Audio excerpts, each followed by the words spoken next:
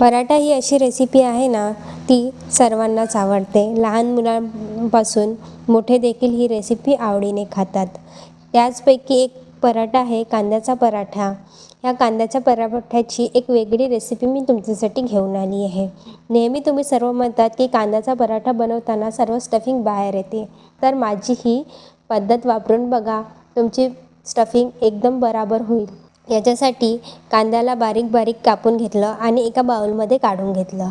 त्यात तिखट, मीठ, हळद टाकून थोडीशी कस्तुरी मेथी टाकली आहे. सोबतच उकडलेला बटाटा टाकला आहे आणि या सर्वांची छान स्टफिंग तयार केली. मी कणकीचा आधीच गोळा तयार करून ठेवला होता. कणकीचा गोळा घेऊन त्याची छान चपाती लाटून घेतली. त्या चपातीवरती आपण बनवलेली स्टफिंग ॲड केली. स्टफिंग चांगल्या पद्धतीने चपातीवरती फैलवून घ्यायची आहे आणि पराठ्याला छान फोल्ड करून लाटून घ्यायचं आहे.